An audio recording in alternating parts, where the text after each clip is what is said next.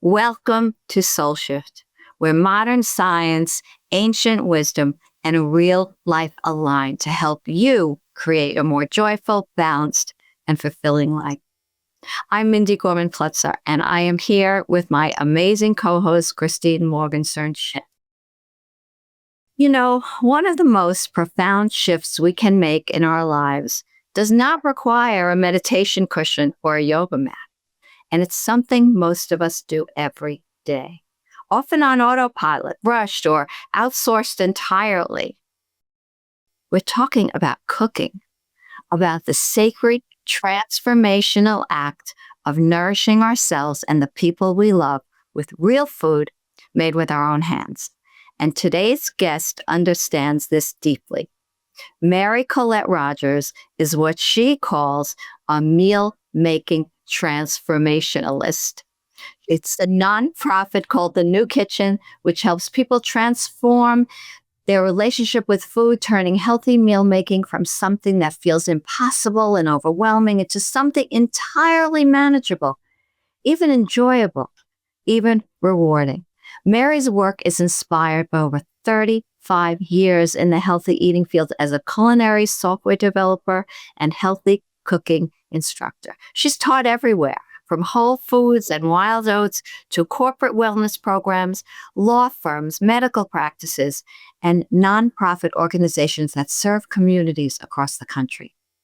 What we here on SoulShift love most about Mary's approach is that she understands the spiritual underpinnings of meal making, and that meal making is transformative for so many. She sees cooking not as a chore, but as a pathway to reclaiming our power, our health, and our connection to something really special, something ancient and essential within us. Welcome to SoulShift, where modern science, ancient wisdom, and real life come alive. SoulShift is your weekly dose of inspiration and a reminder that meaningful change can be both gentle and powerful. Together, we'll unlock practical tools, share conversations that spark something beautiful, and celebrate every facet of your incredible human experience. Your energy matters, your growth matters, and you matter. Let's shift boldly, joyfully, together. Mary, welcome to SoulShift. We are so grateful to have you here. You bet. And what a wonderful introduction. I think I'm going to write that down and I can use that for my marketing materials. Oh, that's great, Mindy. Thank you. And I'm glad to be here. You're very deserving of all the accolades, Mary. I've known you for a long time, and I'm really so thrilled that you're here with us on SoulShift so the world can get to know you like I do. So let's start right here. You call yourself a meal-making transformationalist. I said it, I got it right, which I absolutely love. So what does meal-making transformation really mean? You know, Randy, one of the things that just jumps to mind is that what's so interesting about that term, meal-making transformation, I didn't do any kind of marketing research or anything before I started using it. I have people sign up for my newsletter, and in the old days, we did it with pieces of paper. And one of the questions I had is, are you interested in meal-making transformation? And nearly 85% of people would say yes. And there was no explanation of what that is, but they'd say, yes, I want to learn about this. And so that's what gave me the impetus to say, well, maybe I need to pursue this. And what is it? And I guess what I can say about meal-making transformation is that it is intended to address the problem that we have, which I call an implementation gap. And what that means is that, all the people you meet, all the people I meet, they have very wonderful intentions to eat well. But the problem is when reality hits, it's 5 o'clock, it's 6 o'clock, you've got to get a meal on the table, and we have trouble making that show up, the kind of meal that we would like to be eating. And so that's this implementation gap. And so over my 35 years, I've always questioned, well, how can I help bridge that gap? Because I would have people go to our cooking classes and they would be thrilled at the end. It's like, this is so much fun. I want to do this more. And I'd run into them, 5, 6 weeks, a couple months later. And life got in the way. And so what I've been trying to do is hone my message down to where I address three things. I call them three solutions for meal making transformation. The first of those is being new in our cooking. And what that means is simply cooking can be radically simplified. I think we have so much influence now with the internet and blog posts and TV commercials and even restaurant menus with these beautiful pictures of these perfect meals. I think we get the impression that we have to perform like that in the kitchen. And I like to grant people full permission. That's not what you have to do. You can do simple things like I do. 75-80% of the time, my meals are soups, skillets, stir fries. They're fast. They're easy to do. So that's step one, is learning how we can simplify cooking. And there's like 6 basic techniques. That takes you through everything. You don't need anything more fancy than that. The second thing is to just organize our kitchen. What I found, I was a kitchen organizer for many years as well. People's kitchens were getting in the way. They were an enemy rather than an ally. And I have a book called Take Control of Your Kitchen, and it outlines and walks people through the 6 kitchen smart strategies. That's almost like Meal Making Transformationalist. The 6 kitchen smart strategies that can help us organize our kitchens and our cooking time. Our kitchens support us. They're our ally. So with those 2 things, we can totally make meal making a manageable thing for ordinary, hectically busy people. But the problem is they take a little investment of time. They pay off, but they do take an initial investment of time. And the problem with that is, who's got time? We don't have time to cook a meal, much less maybe get our kitchen organized or learn a couple basic cooking techniques. And so that's where the third part of the meal making solution comes in. And that's our thinking. And that's kind of an unusual thing. I mean, did anybody ever think that, what does thinking have to do with getting healthy meals on the table? And yet what I found is that my time working with so many people is that our thinking doesn't support us either. Our heads aren't behind our actions. And so that's the most exciting part of meal making transformation in my mind, is how can we change our perceptions and beliefs around the kitchen and cooking so that we are motivated, excited. I'm not saying you have to love cooking by any means, but can we be okay with it? Can we make friends? Can we embrace it? So that's kind of a nutshell of the meal making transformation. Yeah, that thinking shift. That's kind of the heart of it. You guys talk about, I think, functional nutrition. Well, this is kind of functional meal making. Is the heart of it is, what is our perspectives and attitudes going into the kitchen? And right now, they're not that great. It's that mindset shift that is so important. That really filters into so much. And Mary, that I am so drawn to the work that you do because of my work with women around food freedom and body acceptance. And I have seen how deeply our relationship with cooking and nourishment has been shaped by diet culture, right? So that's really where this mindset reframe, almost reclaiming this mindset of abundance that we can bring into the kitchen with us, is really so vital. It's so key. So key. And then the other piece is that aside from diet culture, people are just so tied to their stories, women particularly. I'm not a good cook. I don't have time, as you mentioned before. The narrative of healthy food is too expensive or complicated, right? These are the stories that keep us stuck and keep us to an identity that is certainly not serving us well. I like all your words because those are the same words I'm using. Culture, reclaiming, stories. Absolutely.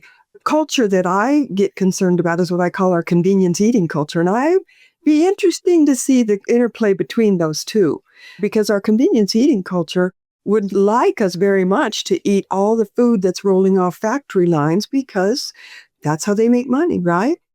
And what's interesting that I think a lot of people don't realize is that at the same time convenience food was being marketed to us, that's the modern way to eat, at the same time there was a concerted marketing effort to convince us that cooking is an antiquated act. It's like darning your socks. Nobody does that anymore. It's very dismissive of the kitchen. It almost denigrates the kitchen.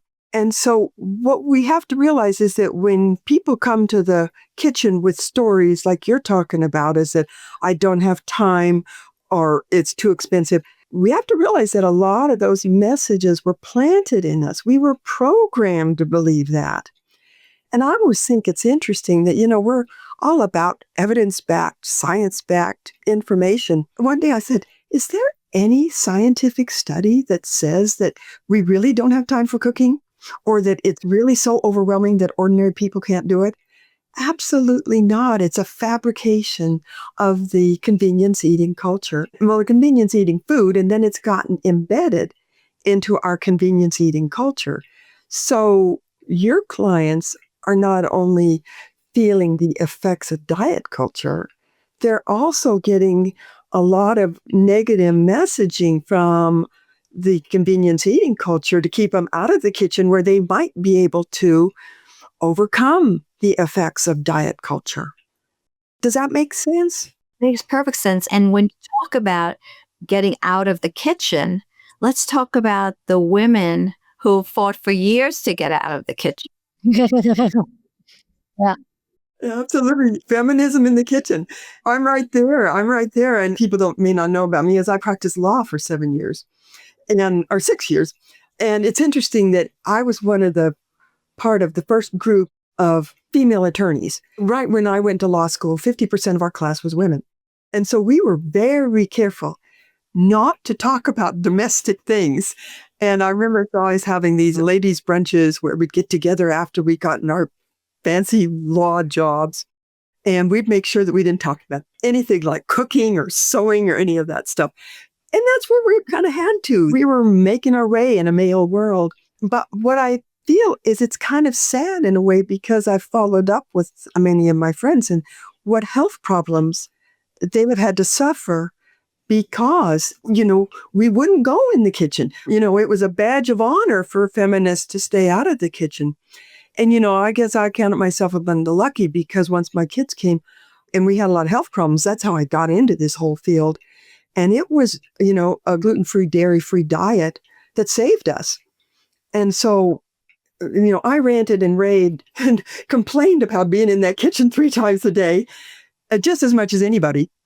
But once I got us all healthy again, I had to stop and go, wait a minute. How can I dismiss cooking in the kitchen when that was our pathway to health? To be able to feel good again, be happy kids again.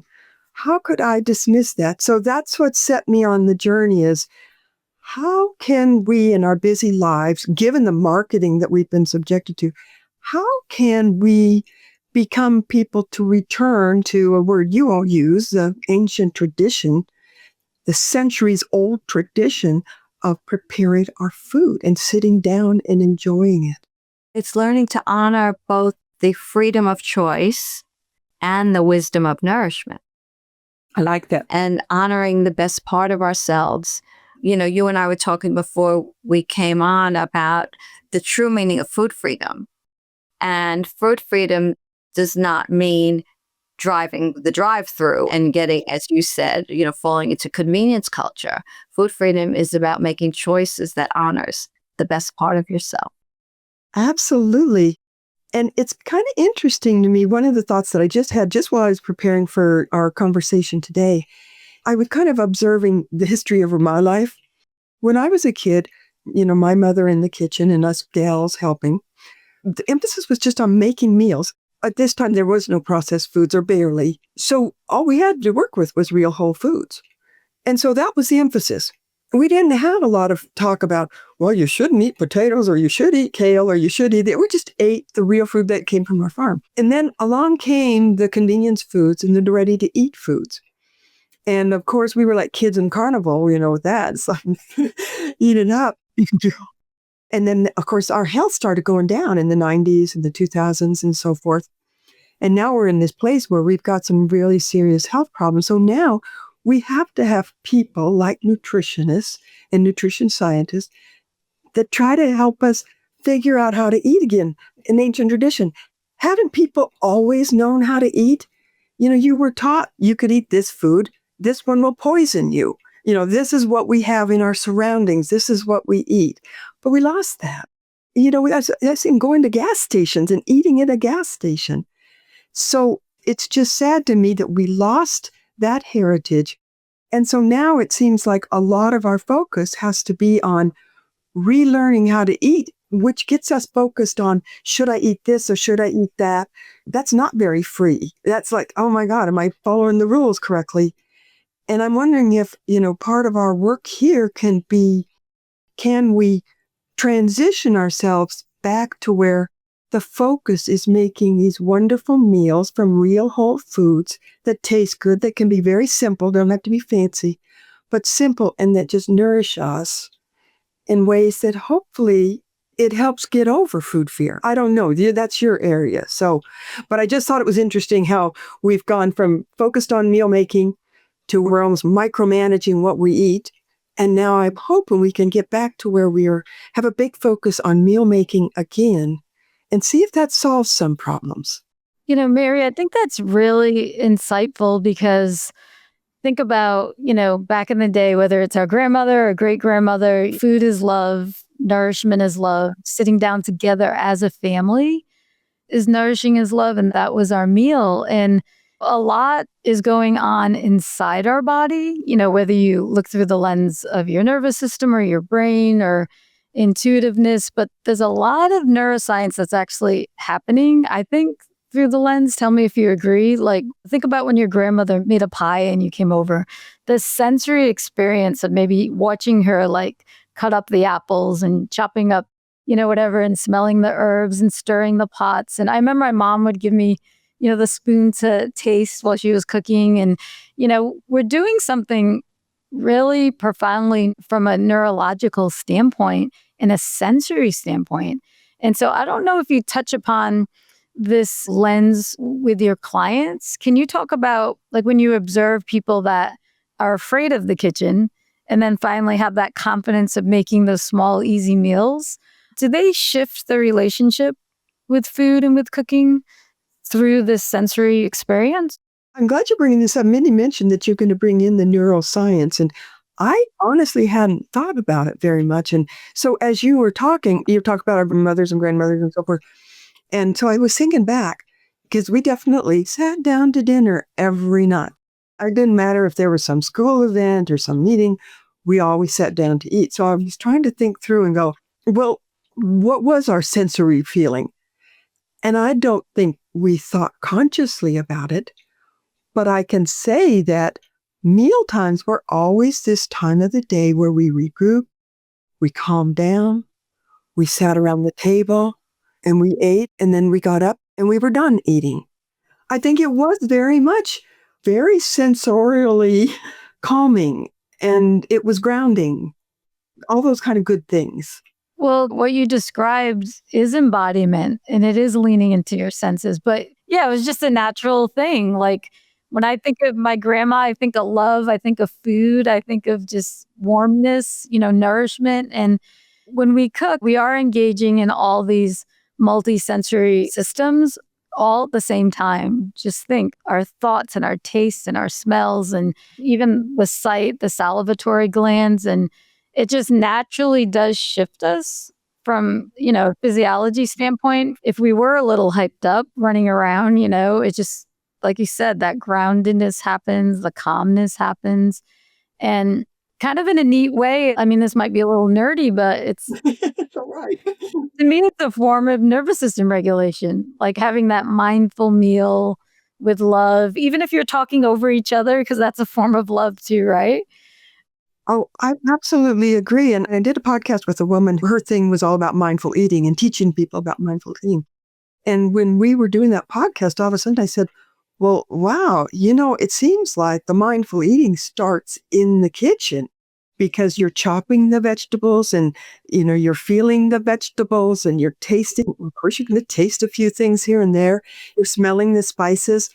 And it's kind of like that makes it a lot easier than when you sit down to eat, that you can go into a mindful state much more easily because you've kind of had this instead of racing in the door. I mean, I'm picturing how different that is, that you picked up chicken at KFC or you picked up some kind of takeout and you race in, you're all in a hurry, you raced home through traffic, you sit down, think how different those two experiences are. And I always like to say, too, I notice for myself that, all of us work on computers, or at least a lot of us do. For me, there comes a point in the day, it's like, I can't stare at that computer and do this. But you get out to the kitchen and you're touching real food, not artificial intelligence, real food that, you can taste and you can touch and you can chop. And, what you're touching on, I think, Christine, is that these are the riches that the kitchen has to offer. And the sad thing is that in our convenience eating culture, there's been lots of marketing about how we don't want to spend time in the kitchen. It's old fashioned, it's trite, it's a little silly. There's never any press on the wonderful riches of the kitchen. Like what you say, this neurological calming and grounding. There's creativity, there's connection with the people at your table, there's building community around your table. Yeah, there's the stress relief. So I'm totally with you. I'd love to talk to you more about that connection. And, that's something to think about. I mean, I think if we start with the mindfulness and the gratitude, whether you're showing up at the grocery store, the farmer's market, or the co-op, whatever it may be, and you could even think of before it even got there, like the farmers and, if you want to really go back it up, right? But wherever you initiate your food making process, we have to first buy it. People don't just throw it in at least I don't see a lot of people doing that, throwing it in the basket. We touch the food, right? Like it's a mindful process. And so I feel like this is very helpful for a lot of folks, whether they realize what's happening in their nervous system or not, it doesn't matter. It's just guiding them through just having it be an adventure to go to the farmer's market and try new foods. I try to share with my clients, what's the one new food of the rainbow you're picking this week, to incorporate in. I'm very grateful. A lot of people say, oh, you're so lucky. I have a husband that he de-stresses by cooking. Cooking is his hobby. So I'm like, thank you. But he literally, he's a numbers guy, and he all that chopping and breathing and smelling and creating that secret sauce. It's like he's totally shifted. I can physically see it and feel it from when he walks in the door to when we're in I'm the sous chef. He puts me in my place, but but the point is, it is I don't mind sharing. It's a great example of getting out of our heads and into our bodies and into our hearts. I just feel like everything you're sharing with us, it's not just learning recipes or organizing the kitchen. Like it's perfect because we need those logistics. But then you sharing about making it simple and making it family focused and that type of thing. We're creating a lifestyle. There was a really wonderful quote. I copied it down from a woman that runs tours, immersive tours into Italy so that she can show people about healthy lifestyles.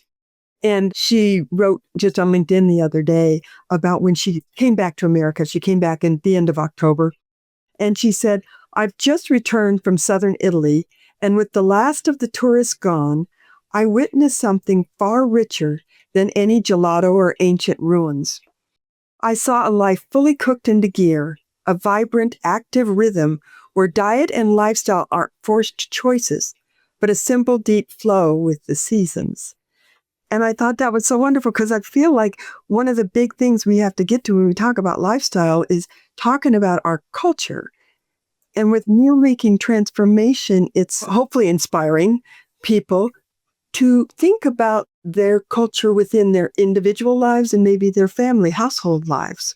Like, what do we believe and how much do we honor and respect? Those are the two key values of New Kitchen Thinking, is value and respect for the act of making meals. If we value something, we will do it. We might run into some barriers that, oh God, I've got this late meeting, or I don't know what I can make tonight, or whatever. We'll get around those. We'll figure out how to organize the kitchen. We'll learn the few basic skills. But we have to value cooking again and realize that it is our pathway to health. The kitchen and cooking are absolutely critical, vital pathways to health.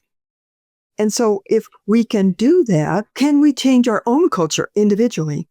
But then what's really exciting, and this is what that quote gets to, is can we begin to join with friends, neighbors, our community, and like the work that you two are doing, creating this kind of conversation around food and eating? Can we begin to shift the culture that we have that right now doesn't do anything to support us And in fact, it actually sabotages us. And Mindy, this gets back to your word reclaiming. Culture belongs to the people who are in the culture, right? It's ours. It's our thinking. Somehow it got hijacked by convenience food makers. Mindy, in your case, like the diet culture and the diet industry. So can we reclaim that and say, no, we're going to create our own culture that supports us, our nourishment, our ability to have grounding, nourishing meals. That's the big movement that I get really excited about. I call it a new eating culture. Instead of the convenience eating culture, can we replace that with a new eating culture that really honors all of the stuff that you guys are talking about with our ancient traditions and our soulfulness? Yes, that's what we need to get back to. Absolutely. Absolutely. This so reminds me of a personal story that I would just love to share with you.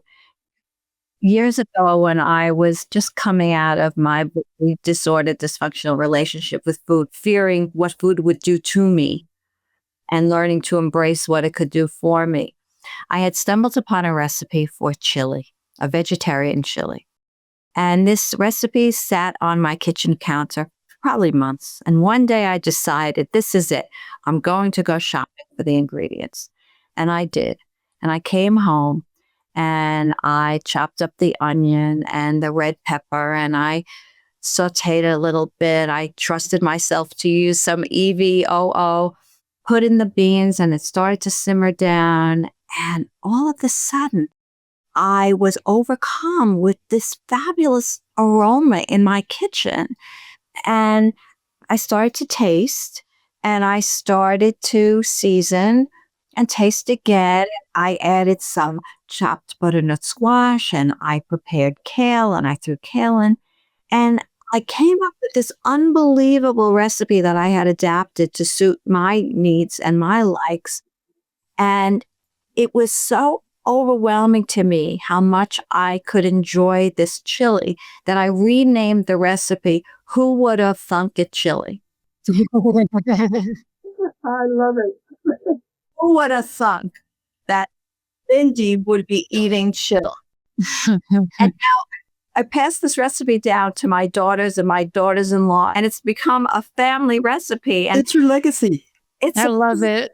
example of a mindset shift and a transformative relationship with food.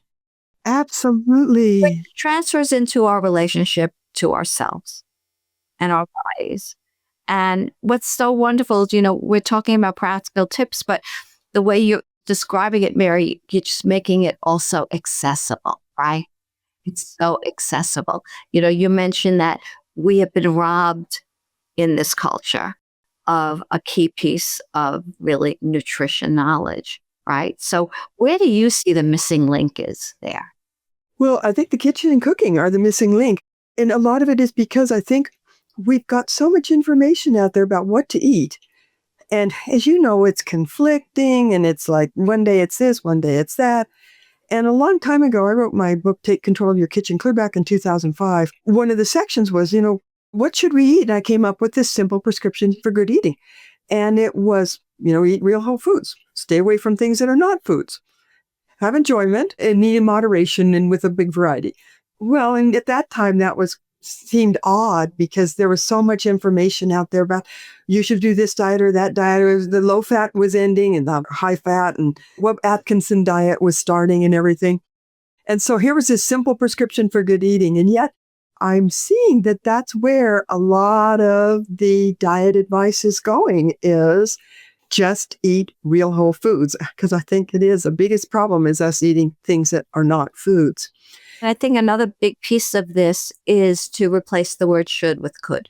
If we could help the people that we are blessed to work with shift that to, instead of what should I be eating, to what could I be eating, to honor the best parts of myself.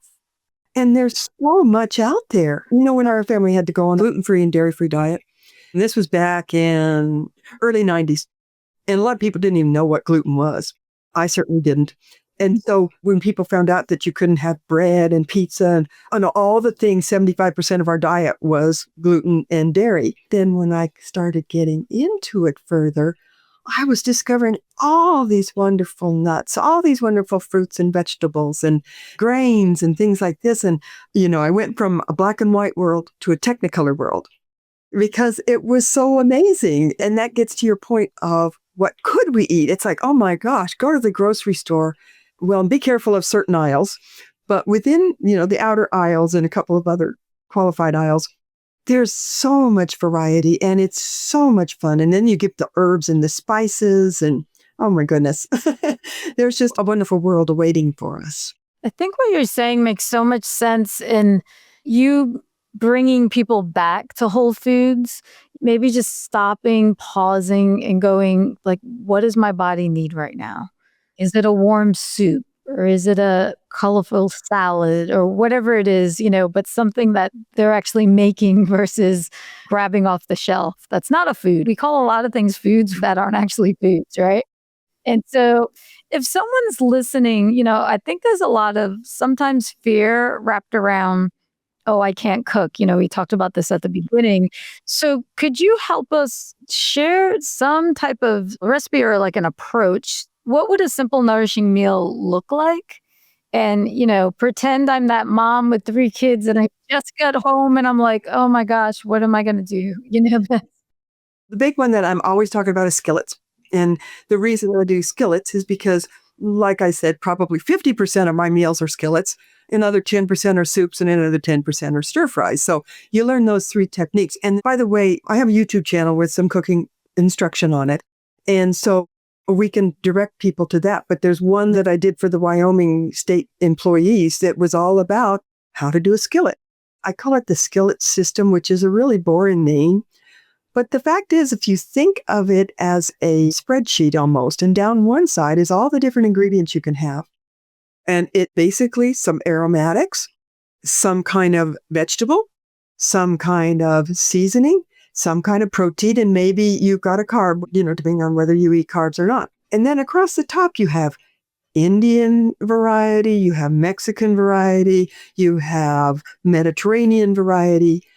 Just by swapping ingredients, you can come up with dozens and dozens of dishes. Special advantage of that is not only variety, but you can use up whatever's in your refrigerator. You learn to do that. And it's mostly by changing out the seasonings and whatever's in season. So that's the skill that I like to teach people. You only need to know one basic technique, and that's how to saute. And even if you don't know how to saute, if you just know how to fry food, you can do it. Sauteing just gives you a little extra technique there. When I talk about being new in our kitchen, you don't have to have a fancy recipe. You don't have to make a fancy recipe. It can be a one-dish meal, and yet it's completely satisfying and completely nourishing. You can't go wrong. It's got to be healthy because you got your vegetables, your protein, and your carbs. It's got it all in there. And it's all real whole foods. So that's the kind of thing that I would suggest is learning that. And I think a lot of people can figure it out on their own. But if it helps, go to my YouTube channel and check out that skillet thing. Take a look at that. And it's also a cook-along. So you get the recipes and a shopping list and everything. So you can cook along with me. Oh, that's really cool. Yeah.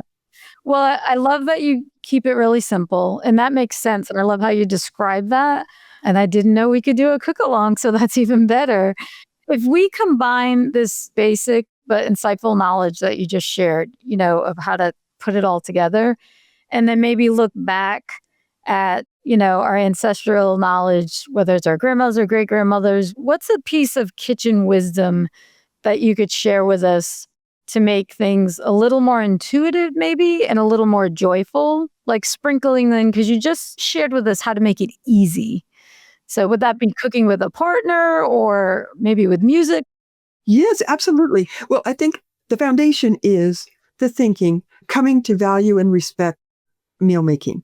Why I use the word transformation is that I think it gives us the ability to be patient, because changing the way we think is not something that happens generally overnight, especially when we have had this ingrained marketing for years and years. It's been 7 decades now.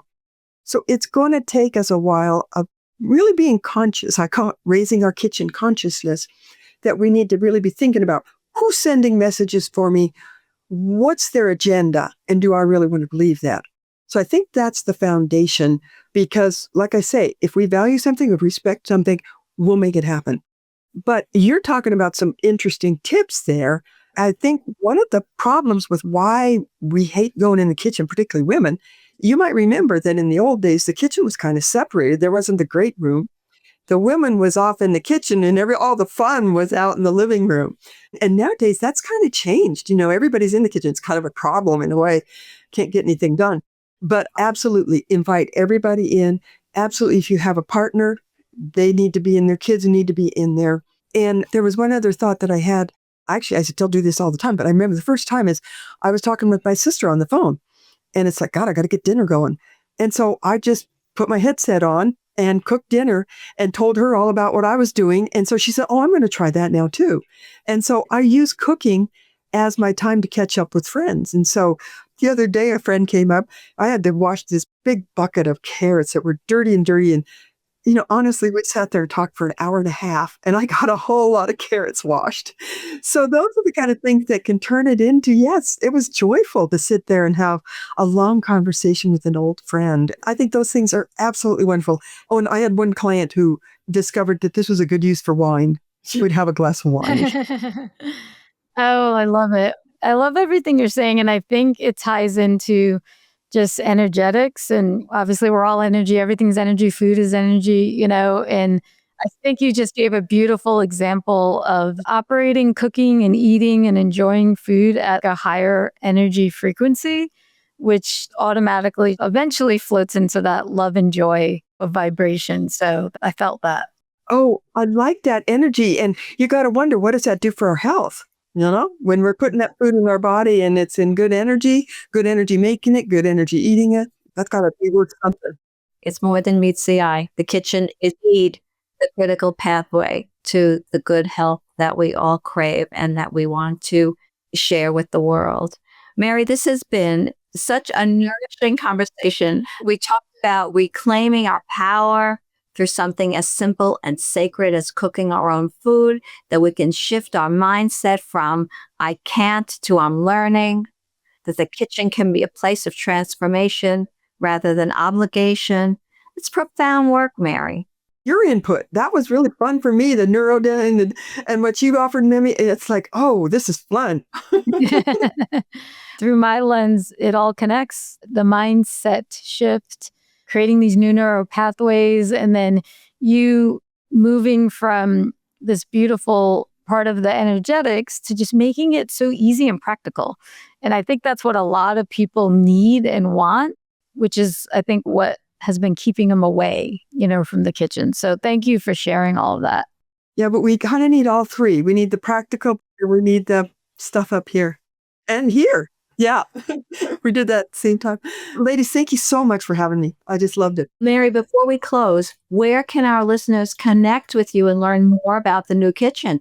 Absolutely. I've got a little booklet on meal making transformation, and it shares my journey to figure out why do I need to transform my meal making and kind of the crazy mindsets I had to heal and cure.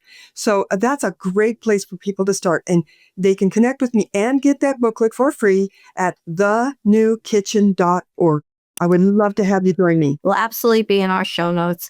And again, thank you so much. It's been such a gift, such a fun conversation. You're right, sure was.